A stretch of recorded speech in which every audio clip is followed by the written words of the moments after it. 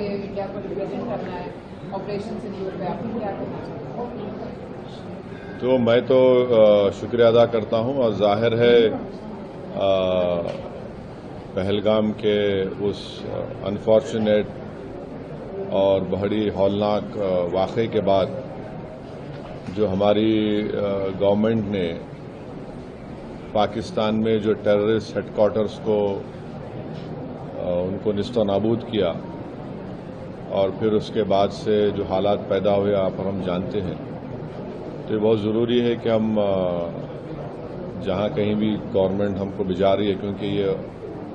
Government of India की तरफ से है, इसमें तो कोई पार्टी एफिलिएशन नहीं होगा, न रहना चाहिए। तो जो देश का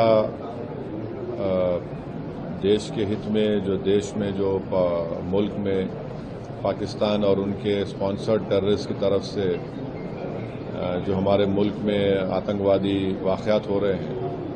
तो जाहिर है उस पर हम तमाम को जाकर उनको बताना पड़ेगा। और भी डिटेल मीटिंग होगी जाने से पहले हमारी, तो उसमें और डिटेल हमको बातें मालूम होंगी।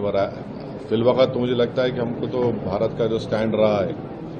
कि हम टेररिज्म के ख़िलाफ़ थे, क्योंकि टेररिज्म के हम विक्टिम रहे हैं और ख़ास तौर से पड़ोसी मुल्क बार बार हमारे मुल्क में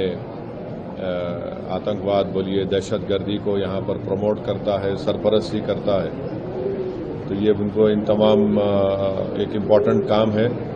और इंशाअल्लाह मैं तो पूरी कोशिश करूँगा इस जिम्मेदारी को अच्छी तरह निभाने की। तो कितनी ज़रूरत लगती है इस तरह के डेलीगेशंस को जो है इस वक्त में जाना और दुनिया को बताना, बाकी देशों को भी क्या? देखिए,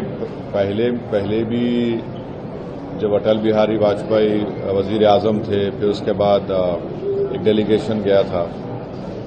फिर उसके बाद 2008 में जब 26/11 का हुआ, उसमें भी उस वक्त डॉक्टर मनमोहन सिंह की सरकार ने एक डेलीगेशन भिजाया था। तो ये हमारी जिम्मेदारी है, हम पब्लिक के रिप्रेजेंटेटिव हैं, जनता ने हमको चुनकर भिजाया है। तो चुनकर सिर्फ यही नहीं भिजाया कि हम सिर्फ अपने कॉन्स्टिट्यूंसी के बारे में बात करें, बल्कि हम लोग भारत की आवाम को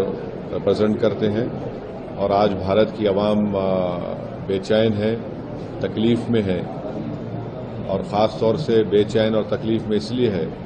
क्योंकि वक्तन फ़ौक़तन ये दहशतगर्दी के आतंकवाद के वाक़यात होते हैं